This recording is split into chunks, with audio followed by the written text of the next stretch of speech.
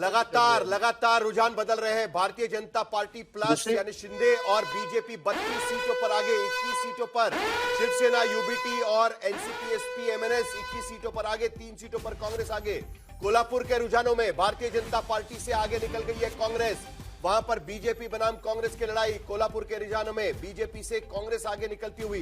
कांग्रेस का एक जमाने में गढ़ माना जाता था कोल्हापुर, लेकिन बीजेपी ने उनके सामने चैलेंज खड़ा किया था और इस वक्त कांग्रेस उस वक्त आगे जाते हुए और डिस्टेंस भी बढ़ रहा है। जैसे जैसे 58 सीटों के रुझान मुंबई में 227 में से 58 सीटों के रुझान इस वक्त हमारे साथ में है।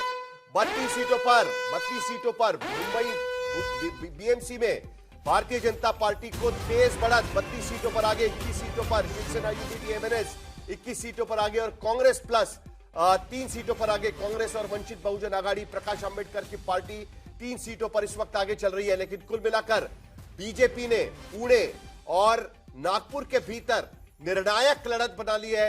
42 सीटों से बीजेपी काफी आगे नागपुर के भीतर और 32 सीटों पर। लेकिन मुंबई में देखिए 32 और 21 का मामला हो गया है, जिसमें 3 वार्ड्स में फिलहाल कांग्रेस भी आगे चल रही है। वहीं पर मतलब पुणे हो, नागपुर हो, बहुत क्लैरिटी से एक जो मैंडेट है वहां पर ठाकरे बंधु भी 21 पर शरद पवार के साथ मिलकर पहुंचे हैं, 3 पर कांग्रेस है।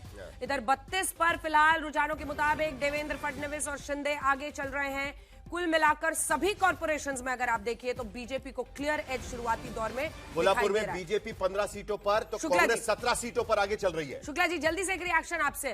और इस छत्रपति संभाजी नगर पर भी बोलिएगा, एआईएमआईएम भी वहां पर आगे चल रहा है, 3-4 सीटों पर कह रहे हैं आगे चल रहा है।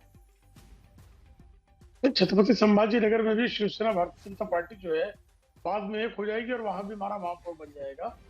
मुंबई में तो साफ तौर पर दिखाई दे रहा है, आधे से अधिक सीटें जीतते हुए दिखाई दे रहे हैं। जो रुझान है, रुझानों में हम आधे से अधिक सीटें यानी महापौर बनता हुआ साफ तौर पर दिखाई दे रहा है। पुणे में हमारी बढ़त एकदम स्पष्ट है। हम सिर्फ कोल्हापुर एक ही मुंबई में किसका बनेगा वो बोलिए ना शुक्ला जी। मुंबई भारतीय जनता पार्टी का नतीजे आना शुरू हो गए।